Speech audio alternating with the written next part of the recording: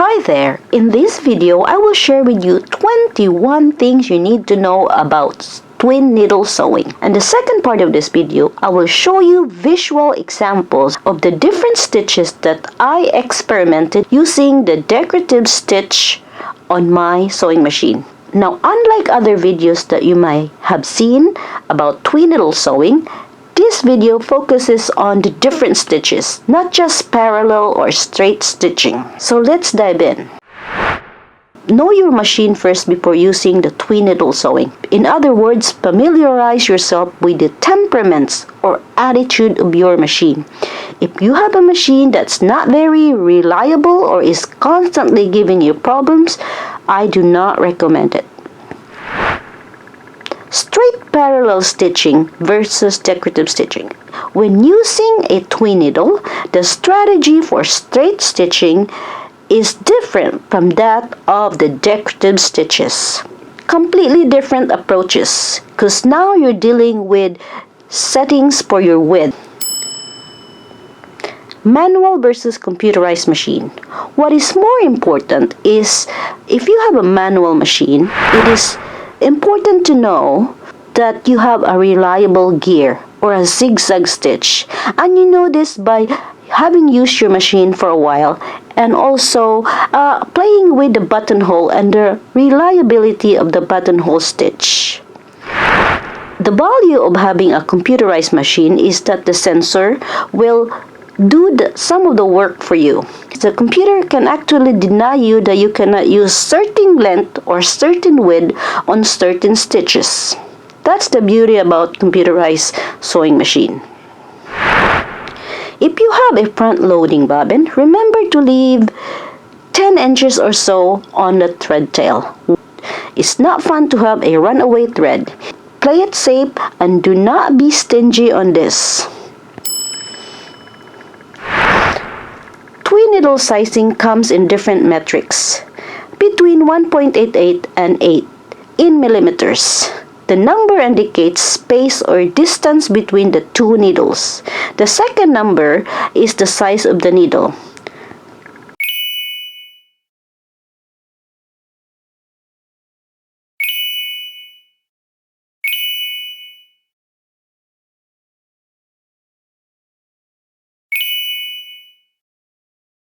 With what I'm doing and to play it safe, I choose the 2mm size needle to sample all the stitches in my machine.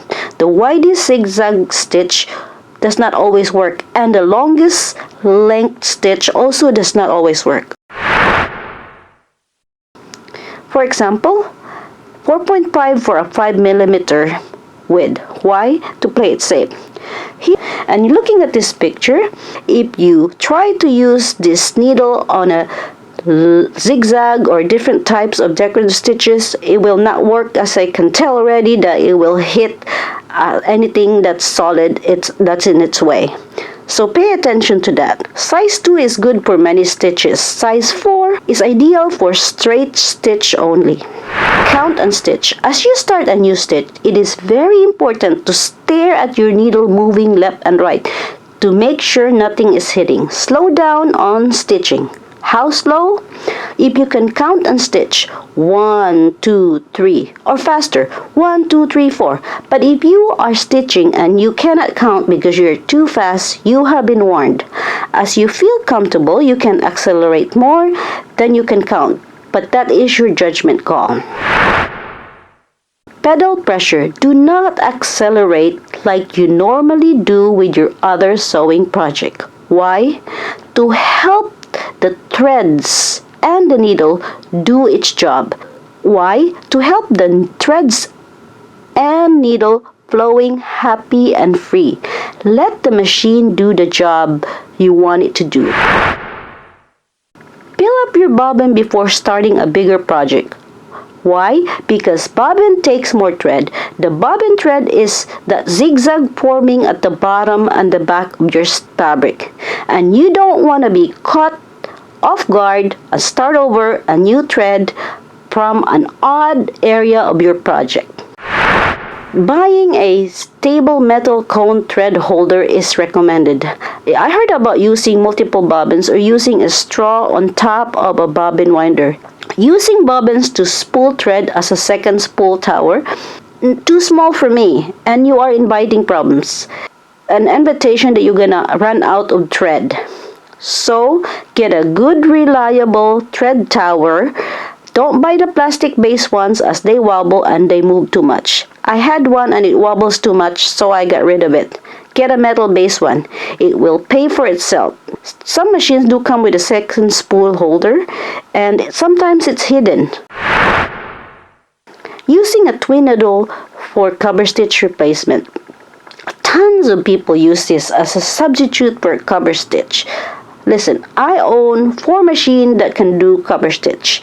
I do not agree with this. It only works on stable knits, and it's better to use an interfacing.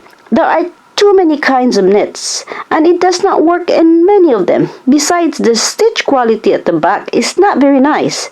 I don't care for it. The real cover stitch hem looks like this. It covers the fold at the back, and you gotta be careful catching that fold. Decorative double needles are best used in plain layers. I tried using twin needle on this dress that I recently made. I ruined it. Yikes! I'm sorry, I ruined this dress. I had to cut it off. I lost some of my length that I wanted. It's not worth unstitching 3 thread on this particular fabric. I used the eyeball method for sample stitch because all machines are different.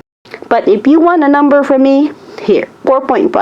4.5 on the width and 4.5 on the length. But, I repeat, this does not apply on a size 4 twin needle. Be careful about that. Stabilizer help with good results, especially for drapey soft fabric. Do your research and sample stitch too. The twin needles from the stores are expensive, so stock up and buy them from eBay or Amazon in bulk. If you break a needle, you have to run to the store to finish your project. Get at least 3 or 4 standby in stock at your house.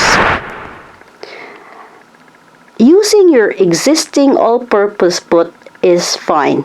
If you want to venture into more decorative stitches, to avoid broken needle, replace your foot to an open toe foot or a satin foot. Do not take off your eyes on your needle for the first few beginning stitches, especially if you're changing stitches. The machine needle position will change as you dabble between different stitches. All-purpose thread is fine. Avoid metallic, static, or thicker variety fabrics. Do not invite additional problems. Other uses for twin needle stitching are pin tack, top stitching, shadow stitching, which is where you use sheer fabric and you use color matching so you can't see the zigzag from the back. And you use an organza or a sheer fabric for this. There's also such a thing as a cable stitching where instead of looking for a ribbing or a trim on your sleeve, you use twin needle on the fold for a decorative effect. Twin needles are assumed to be universal needles, not stretch needles, unless it is specified on the packaging. So if you're trying to replicate a cover stitch and you found out that it looks terrible on your 4-way stretch lycra fabric, that is one reason. Seriously, using twin needles to imitate a cover stitch only works on select knit texture.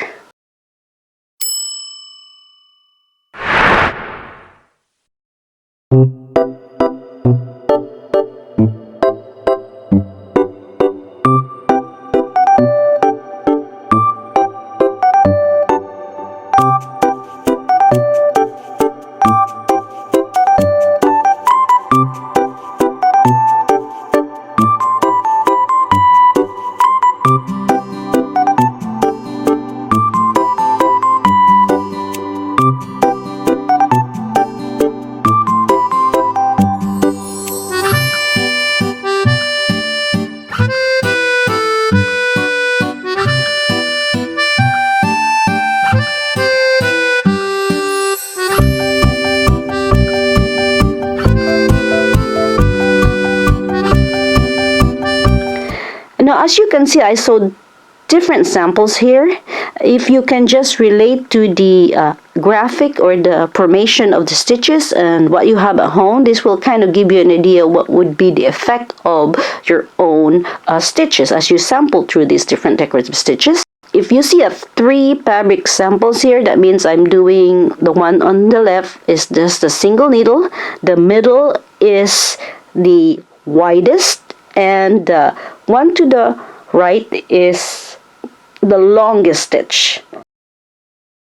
So changing the width and changing the length will matter, and it will affect the look and finish of your stitches. And here are the examples.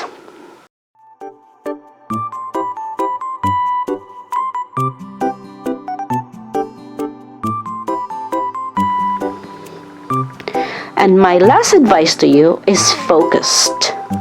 Now, this is very important. If you're in a hurry, doing laundry, scrolling in Instagram, texting, get things done in between errands, stop. Focused. Empty your brain if you want to have a happy experience. I tried this before. I felt hurried and stressed, and true enough, I broke a needle. So I changed my attitude. I took my time, and wow, I was more successful. So chill. If you are not in the mood, do not start a project. A good attitude is important. So if you're hungry, thinking about the new lasagna recipe that sounds so good, stop. Do not overload your brain. I am looking out for your wallet here, because if you break a needle, it's not cheap. Do not damage your needles, plate, or sewing feet. And also the misery of unstitching twin needle stitches. It's not worth it, because twin needle stitching is a different kind of stitching. So I dare you to be adventurous. Try the decorative stitches that live inside your machine. I hope I gave you some insight, or maybe I scared you, one or the other. Thank you so much for watching.